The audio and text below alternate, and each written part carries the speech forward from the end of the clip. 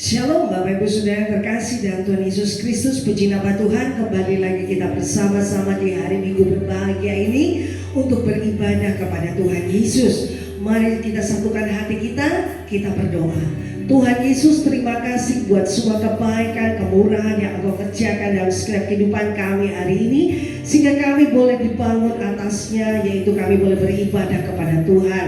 Mari tutup bungkus kami selama kami beribadah Tuhan.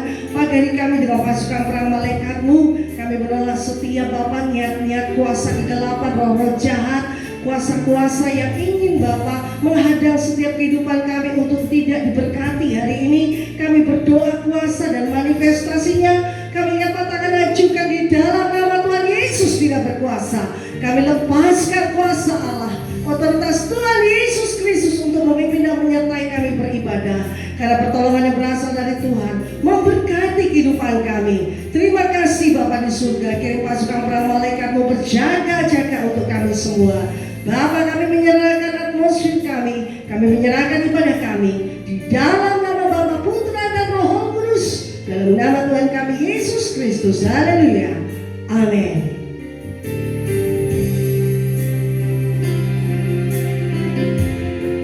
Terima kasih Tuhan. Ku hidup oleh anugerah, yang terbaik ku terima dari-Mu. Rancangan-Mu indah bagiku, sebab ku hidup selalu di dalam-Mu. Tiada pernah ku meragukan bukti kasih dan karya salib-Mu. Kau telah mati gantikan hidupku, sebab itu ku selalu bersyukur. Kasih-Mu memulihkan hidupku, kuasa-Mu membangkitkan rohku. Rencana-Mu akan curah bagiku, panggilan-Mu sempurna.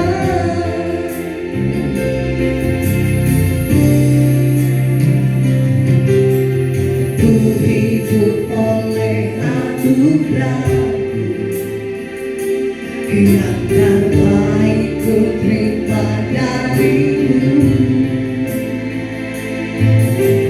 Rancangan-Mu indah bagiku, sebab ku hidup selalu di dalam-Mu. Tiada pernah ku meragukan bukti kasih dan karya salib-Mu. Kau telah mati gantikan hidupku, sebab itu ku selalu bersyukur.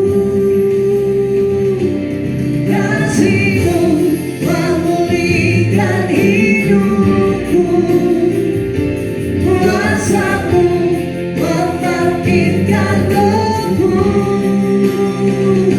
Rencana-Mu akan curah bagiku, panggilan-Mu sempurna. Kasih-Mu memulihkan hidupku, Yesus. Kuasa-Mu membangkitkan rohku. Rencana-Mu akan curah bagiku, panggilan-Mu sempurna. Kasih-Mu memulihkan hidupku, kuasa-Mu membangkitkan rohku.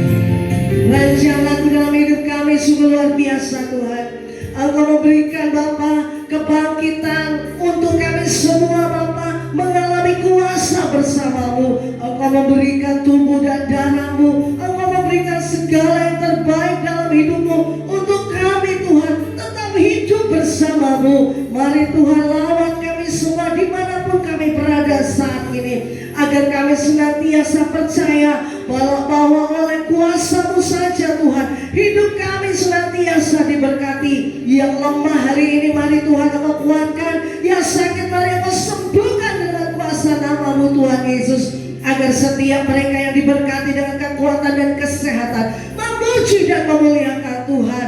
Engkau memberkati kami semua hari ini Tuhan, di dalam nama Tuhan kami Yesus Kristus. Haleluya.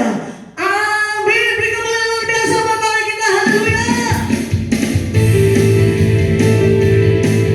Kau berikan salim yang ajaib Tuhan, salim yang menyembuhkan kami. Terima kasih Yesus, karya salibmu membukakan anugerah yang tiada terbatas. Surga bumi menyaksikan karena ulatmu Tuhan, luar biasa. Semesta berujar,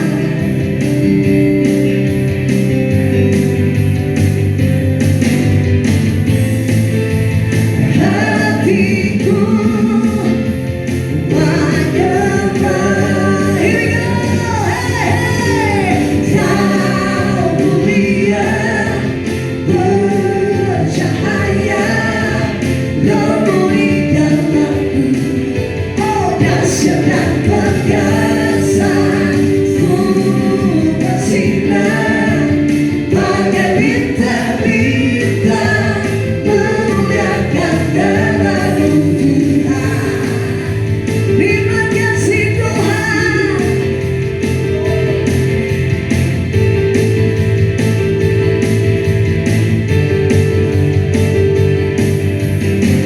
Karya salibmu membukakan anugerah yang tiada terbatas. Surga bumi menyaksikan karena umatmu Tuhan, luar biasa. Semesta berujar. Oh haleluya.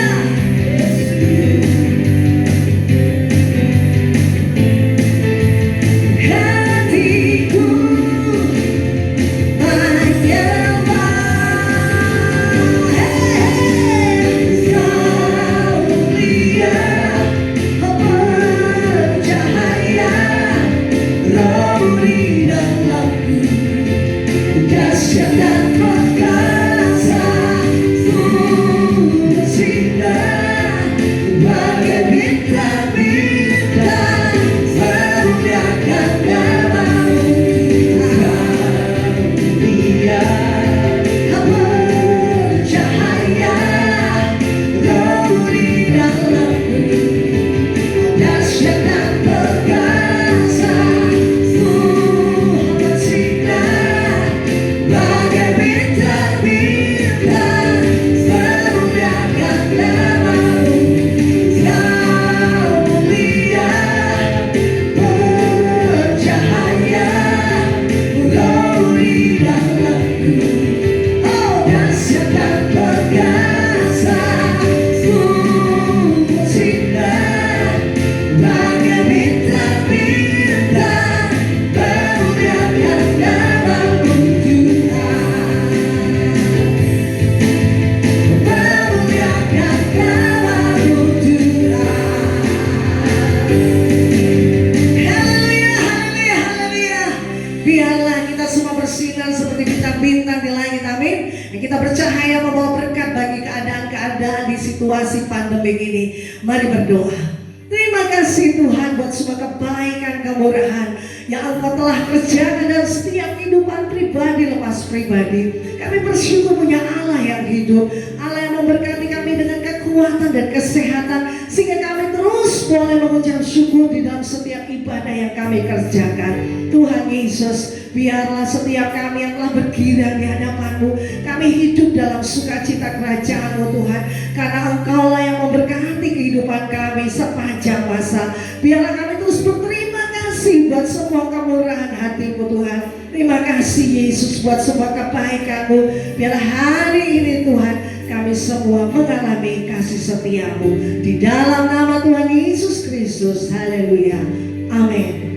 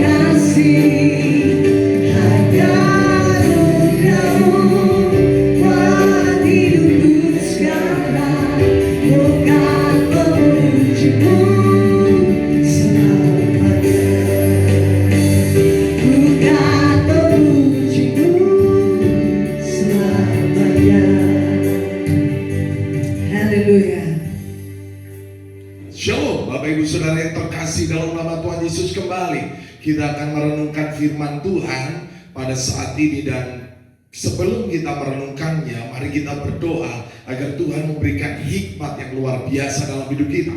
Kita berdoa. Bapa di surga, terima kasih Tuhan atas anugerah-Mu. Hari ini kembali kami akan merenungkan firman-Mu. Urapi hamba-Mu dengan roh wahyu dan hikmat. Urapi hamba-Mu dengan kuasa dan otoritas, agar hamba-Mu dapat menyampaikan firman ini dengan kata-kata yang sederhana, tetapi penuh dengan kuasa, penuh dengan otoritas yang berasal dari surga. Firman yang melengkapi, firman yang meneguhkan, firman yang menguatkan dan mengokohkan setiap kami, sehingga setiap kami Tuhan dapat bertumbuh dewasa ke arah pribadi-Mu sendiri, Tuhan Yesus Kristus sebagai Sang Kepala Gereja. Terima kasih Tuhan, dan kami siap untuk merenungkan firman-Mu di dalam nama Bapa dan Putra dan Roh Kudus, dalam nama Tuhan Yesus Kristus. Haleluya. Amin. Saudara yang terkasih di dalam nama Tuhan Yesus, perenungan kita pada saat ini saya ambil dari Yohanes pasal 19 ayat 32, 33 dan ayat 36. Demikianlah firman Tuhan. Maka datanglah prajurit-prajurit, lalu mematahkan kaki orang yang pertama dan kaki orang yang lain yang disalibkan bersama-sama dengan Yesus. Tetapi ketika mereka sampai kepada Yesus dan melihat bahwa Ia telah mati, mereka tidak mematahkan kakinya. Ayat 36. Sebab hal itu terjadi supaya genaplah yang tertulis dalam kitab suci, tidak ada tulangnya yang akan dipatahkan. Judul renungan kita pada saat ini, Yesus disalib dan tidak ada tulangnya yang patah. Yesus disalib, tidak ada tulangnya yang patah. Saudara, firman Tuhan sungguh kaya. Firman Tuhan dari Kejadian sampai Wahyu ditulis 1600 tahun lebih oleh banyak orang dari berbagai kalangan. Tetapi firman Tuhan adalah firman yang hidup. Mereka tidak berdiri sendiri-sendiri, tetapi saling menggenapi untuk menyempurnakan segala rencana Tuhan dalam kehidupan kita. Di sini kita melihat ada dua orang yang dipatahkan ketika mereka disalib. Mengapa Yesus kakinya tidak dipatahkan? Apakah ini hanya kebetulan atau ini ada sebuah great design yang dikerjakan Allah? Saudara yang terkasih dalam nama Tuhan Yesus, Kitab Imamat menulis tentang korban keselamatan. Alkitab berkata di dalam Imamat pasal yang ke-7 ayat 32 dikatakan, paha kanannya harus kamu serahkan kepada imam sebagai persembahan khusus dari segala korban keselamatan. Sebagai korban keselamatan, maka bangsa Israel harus menyerahkan paha kanan seekor domba atau paha kanan seekor kambing kepada imam. Tetapi ada sesuatu yang khusus, saudara. Di dalam Keluaran pasal 12 ayat 46 dikatakan, Paskah itu harus dimakan dalam satu rumah juga, tidak boleh kau bawa sedikit pun dari daging itu keluar rumah, satu tulang pun tidak boleh kamu patahkan. Di dalam Bilangan pasal 9 ayat 12 dikatakan, janganlah mereka meninggalkan sebagian daripadanya sampai pagi, dan satu tulang pun tidak boleh dipatahkan mereka. Menurut segala ketetapan Paskah, haruslah mereka merayakannya. Yesus yang mati disalib, Yesus sebagai korban Paskah, Yesus sebagai korban keselamatan, maka tidak boleh satu tulang pun dipatahkan. Jika kaki kedua penjahat itu dipatahkan, karena mereka disalib bukan karena sebagai korban keselamatan, mereka disalib karena kesalahannya memberontak kepada pemerintah Romawi. Paha kanan harus dipersembahkan sebagai korban keselamatan dan tulangnya tidak boleh dipatahkan. Saudara, ini sesuatu yang luar biasa, rahasia yang dahsyat dari setiap peristiwa di dalam firman Tuhan. Kita dapat mempelajari Mengapa saudara tulang itu tidak boleh dipatahkan? Kenapa pangkal paha itu tidak boleh dipatahkan?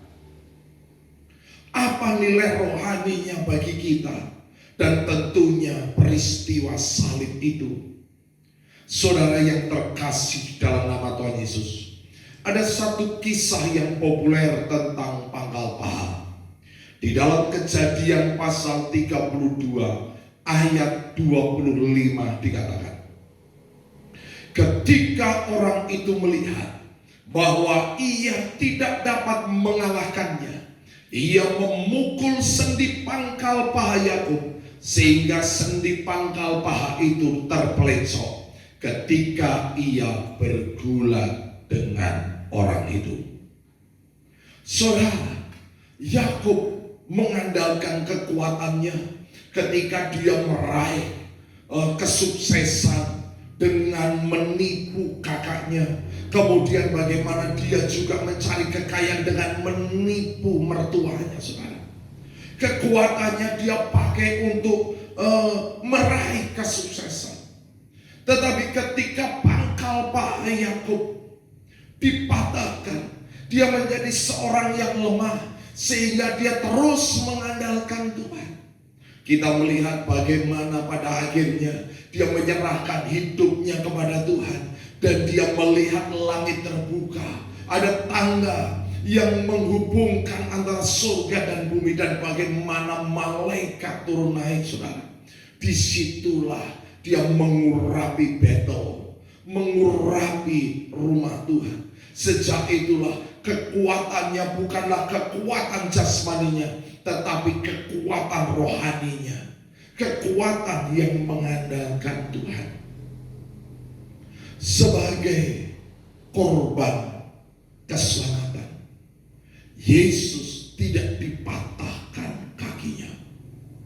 Alkitab tadi berkata di dalam Yohanes pasal 19 ayat 36, sebab hal itu terjadi supaya genaplah yang tertulis dalam kitab suci, tidak ada tulangnya yang dipatahkan. Tentunya saudara, kita melihat kedua penjahat itu harus dipatahkan kakinya sehingga mereka mati. Tetapi ketika Yesus mau dipatahkan kakinya, ternyata Yesus sudah mati. Yesus mati bukan dengan cara dipatahkan kakinya sebagai lambang kekuatan, tetapi Yesus mati karena dia menyerahkan nyawanya, sehingga kematiannya tidak melemahkan pribadinya. Dia yang mati, dia juga yang hidup. Dia yang mati, dia berkata, di manakah kuasamu, hai sangat maut? Kematian pun tidak bisa menghalangi pekerjaan Tuhan. Dan kita melihat sangat maut sudah dipatahkan, dan Yesus bangkit mengalahkan kematian. Artinya sebagai korban Paskah, kekuatannya dapat menyelamatkan kita. Kekuatannya dapat menebus kehidupan kita. Kekuatannya dapat memberikan pengharapan kepada kita. Jadi yang pertama saudara, mengapa tulang kaki Yesus tidak dipatahkan? Karena kematiannya tidak melemahkan kekuatannya. Yesus telah mengalahkan kematian. Yesus yang bangkit dan yang hidup, yang bertahta di kerajaan surga. Demikian juga kita sebagai orang percaya, kita diberi kekuatan untuk apa? Untuk menginjak ular dan kalajengking, untuk melangkai anak singa dan ular tedung. Kita pun sebagai orang percaya diberi kekuatan saudara oleh Tuhan. Yang kedua saudara, mengapa pangkal paha atau tulang kaki Yesus tidak dipatahkan? Dalam sebuah sebuah cerita di dalam Hakim-Hakim pasal 3 ayat 16 dikatakan, dan Ehud membuat pedang yang bermata dua, yang panjangnya hampir sehasta, disandangnyalah itu di bawah pakaiannya pada pangkal paha kanannya. Pada saat itu Ehud berperang dengan Eglon Raja Moab. Dan bagaimana Ehud menusuk perut Eglon Raja Moab dengan pedangnya yang dia ambil dari pangkal paha kanannya. Hal ini melambangkan ada sebuah kemenangan. Yesus menang atas maut. Yesus menang dan tidak dikalahkan, saudara. Yesus memberikan kuasa kepada kita. Kita tidak lagi mengalami kekalahan atas setiap dosa. Kematiannya dan kebangkitnya memberikan kita kemenangan. Saudara yang terkasih dalam nama Tuhan Yesus, salib membuat kutuk dipatahkan sehingga kita hidup dalam berkat. Salib membuat segala sakit penyakit dipatahkan sehingga dengan bilur-bilurnya kita disembuhkan. Salib membuat kematian tidak berharga sehingga kita beroleh kehidupan yang kekal. Kaki Yesus tidak dipatahkan karena di dalam salib ada kemenangan, yaitu iman kita, saudara. Saudara yang terkasih dalam nama Tuhan Yesus, kita sungguh bersuka cita, kita sungguh bangga atas setiap karya Yesus di kayu salib. Dari kematiannya, kebangkitannya, dan pada akhirnya dia naik, saudara. Ketika dia naik sebagai anak domba Paskah itu, dia bertahta di surga, mengumpulkan mempelai-mempelainya. Satu hari nanti kita akan bersama-sama dengan orang-orang kudus bersuka cita, bersorak-sorai di dalam kemenangan, saudara. Yang ketiga, mengapa pangkal paha Yesus atau kaki Yesus atau tulang-tulangnya tidak dipatahkan? Di dalam Kejadian pasal 24 ayat yang kedua dan ayat yang ketiga, berkatalah Abraham kepada hambanya yang paling tua dalam rumahnya, yang menjadi kuasa atas segala kepunyaannya, katanya, baiklah, letakkan tanganmu di bawah pangkal pahaku, supaya aku mengambil sumpahmu demi Tuhan, Allah yang empunya langit dan yang empunya bumi, bahwa engkau tidak akan mengambil untuk anakku seorang istri dari antara perempuan Kanaan yang di antaranya aku diam. Pada masa Abraham, ketika seseorang mengambil sumpah, maka tangan seorang yang akan disumpah harus memegang pangkal paha. Artinya apa, saudara? Mengapa kaki Yesus tidak dipatahkan? Karena Yesus sudah berjanji, Yesus sudah bersumpah bahwa perkataannya adalah ya dan amin. Perkataannya bukanlah dusta, perkataannya bukanlah sebuah kebohongan. Ya dan amin. Apa yang diucapkan firman Tuhan dari perjanjian lama sampai perjanjian baru sampai kitab Wahyu adalah ya dan amin. Dialah sang Alfa dan Omega. Dialah yang datang ke bumi sebagai manusia, dan dia akan datang lagi ke bumi ini sebagai raja di atas segala raja. Saudara yang terkasih dalam nama Tuhan Yesus, Alkitab berkata, Allah bukanlah manusia sehingga dia berdusta, dan bukan anak manusia sehingga ia lupa atas apa yang dia ucapkan. Firman Tuhan menjadi jaminan dalam kehidupan kita. Jika pangkal paha atau tulang kaki Yesus tidak dipatahkan, berarti kita harus percaya atas setiap sumpah, atas setiap janji yang diucapkan oleh Tuhan. Bahkan Alkitab berkata, sumpah itu diikat dengan darahnya. Sumpah itu diikat dengan namanya sendiri. Mengapa kita masih ragu terhadap kuasa firman Tuhan? Alkitab berkata, aku memiliki keyakinan yang kokoh di dalam Injil, karena Injil adalah kekuatan Allah yang sanggup menyelamatkan setiap orang yang percaya. Yang keempat, saudara yang terakhir, mengapa pangkal paha Yesus tidak dipatahkan? Kita baca di dalam Imamat pasal 22 ayat yang ke-22. Binatang yang buta atau yang patah tulang, yang luka atau yang berbisul, yang berkedal atau yang berkurang, semuanya itu janganlah kamu persembahkan kepada Tuhan. Dan janganlah binatang yang demikian, janganlah kamu taruh sebagai kurban api-apian bagi Tuhan ke atas mezbah. Binatang yang patah tulang tidak boleh dipersembahkan. Artinya binatang itu tidak boleh cacat. Yesus adalah korban persembahan yang sempurna. Seperti seekor domba sebelum dipersembahkan dia harus disimpan, demikian juga Yesus. Bagaimana dia harus dihakimi, diuji, baik secara hukum negara, hukum agama, semuanya, dan Yesus dinyatakan tidak bersalah.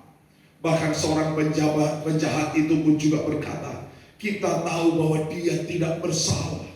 Artinya saudara, Yesus sebagai korban Paskah tidak bercacat, tidak bercela. Yesus sebagai korban yang sempurna. Mata ganti mata, gigi ganti gigi, nyawa ganti nyawa. Nyawa kita diganti dengan nyawa manusia. Mengapa Yesus yang mengganti kita? Alkitab berkata, dia yang tidak berdosa menjadi berdosa karena kita, agar kita diampuni dan dibenarkan di dalam Dia. Saudara yang terkasih dalam nama Tuhan Yesus, betapa kayanya hikmat yang berasal dari Tuhan. Setiap perkataan firman Tuhan ada kuasa yang besar. Mengapa Yesus tidak dipatahkan kakinya? Yang pertama, karena kekuatannya tidak pernah habis. Kekuatannya sampai selama-lamanya. Yang kedua, mengapa pahanya tidak dipatahkan? Pahanya tidak dipatahkan sebagai lambang kemenangan untuk menginjak ular dan kalajengking, sangat maupun tidak berkuasa atas Yesus. Yang ketiga, pahanya atau tulang kakinya tidak dipatahkan, menyatakan bahwa perkataannya ya, sumpah yang diikat dengan kuasa darahnya, yang diikat dengan namanya sendiri, tidak pernah berubah. Dia adalah Sang Alfa dan Omega. Dan yang keempat saudara, Yesus sebagai korban Paskah, kakinya, pangkal pahanya tidak dipatahkan, karena hanya dialah korban yang sempurna. Bahkan saudara, Rasul Paulus berkata, bagaimana seekor domba bisa mengganti nyawa manusia?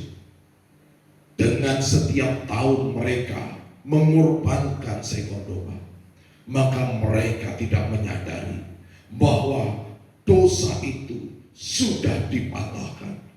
Yesus adalah satu-satunya korban Paskah yang sempurna, 1 ekor domba untuk satu penebusan.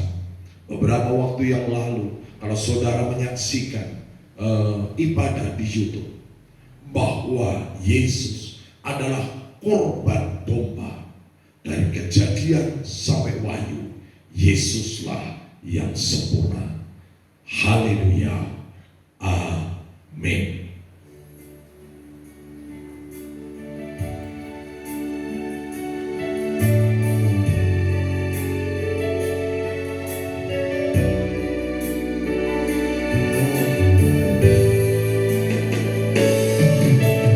Mataku tertuju padamu, seperti mata hamba pada Tuhan yang mengabdi, sembuhkan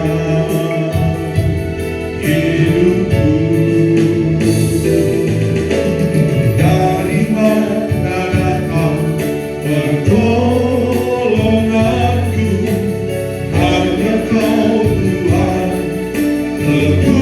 kekuatanku, tak akan kecewa. Semua yang harap padamu. Kita siapkan hati kita, saudara, untuk menerima perjamuan kudus, yaitu tubuh dan darah Tuhan Yesus.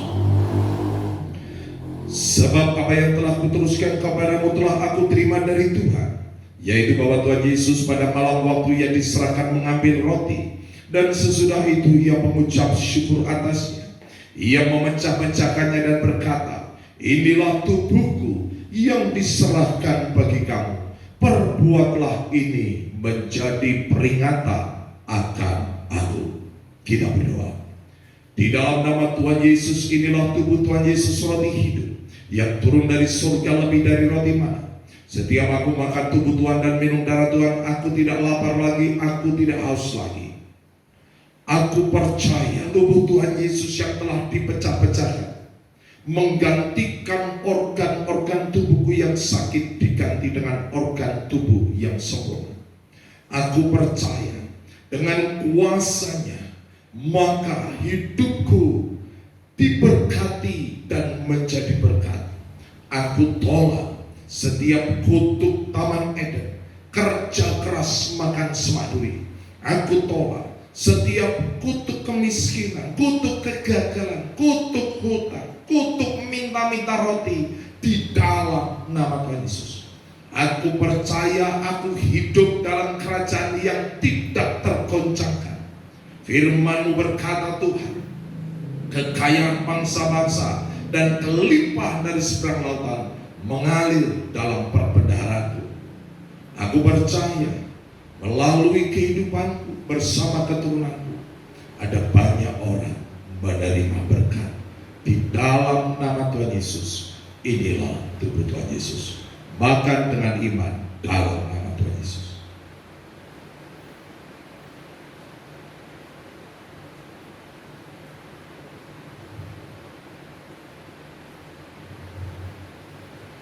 Demikian juga yang mengambil cawan sesudah makan lalu berkata, "Cawan ini adalah perjanjian baru yang dimeteraikan oleh darahku. Perbuatlah ini setiap kali kamu meminumnya menjadi peringatan akan aku. Sebab setiap kali kamu makan roti ini dan minum cawan ini, kamu memberitakan kematian Tuhan sampai ia datang." Kita berdoa. Di dalam nama Tuhan Yesus, inilah darah Tuhan Yesus, darah yang kudus, darah yang suci, darah yang berkemenangan. Tuhan Yesus dipukuli, dinodai, dicambuk, ditombak, disalibkan untuk menanggung kutuk dosaku dan penderitaanku.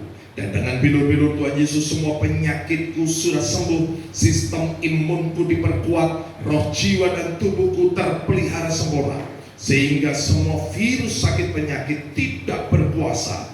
Aku sudah menerima urapan iman dan urapan raja. Suatu hari nanti aku bersama keluarga dan orang-orang kudus akan diangkat ke awan-awan, masuk ke dalam perjamuan pernikahan anak domba untuk memperoleh hidup yang kekal. Di dalam nama Tuhan Yesus, Inilah darah Tuhan Yesus. Minum dengan iman dalam nama Tuhan Yesus.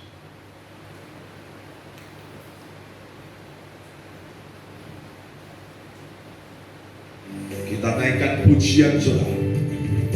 Kasih-Mu memulihkan hidup.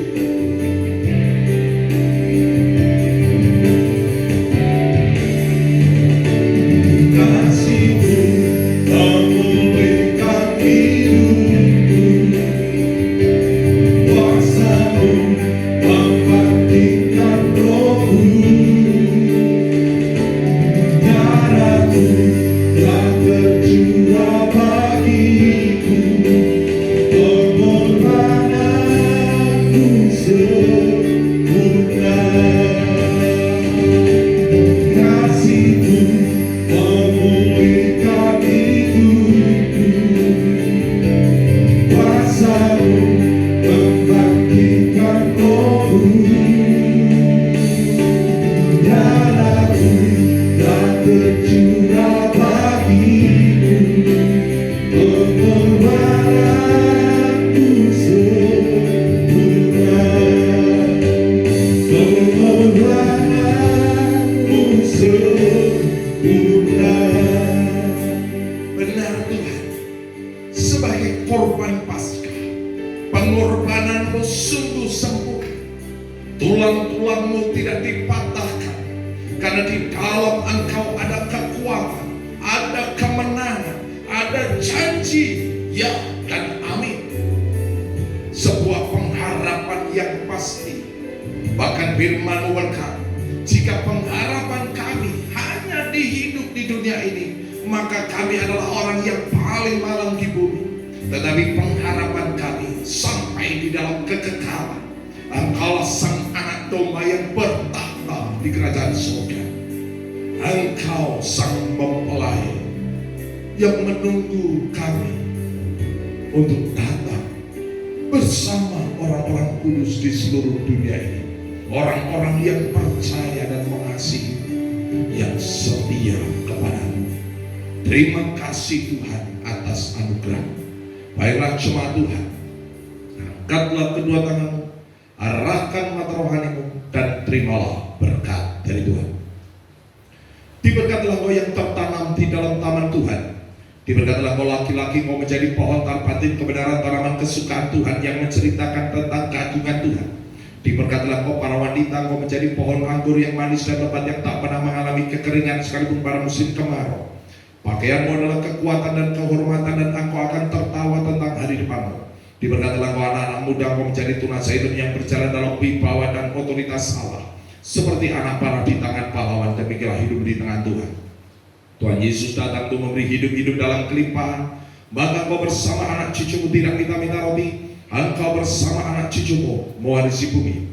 Terimalah segala berkat Allah Abraham dan Israel jasmani rohani, persekutuan kasih dalam Tuhan Yesus Kristus, sukacita damai sejahtera dalam kuasa Roh Kudus menyertai kehidupan kita sampai Maranatha. Yang percaya sama-sama katakan amin.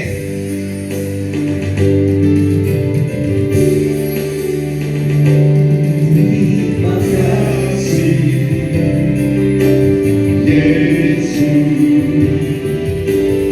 Yesus, terima kasih hanya anugerah-Mu buat hidupku sekarang.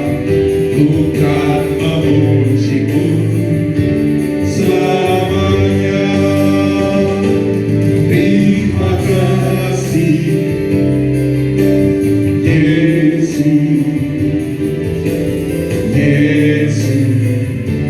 terima kasih hanya anugerah-Mu buat hidupku sekarang. Bukan memuji-Mu selamanya. Haleluya. Tuhan Yesus memberkati. Amin.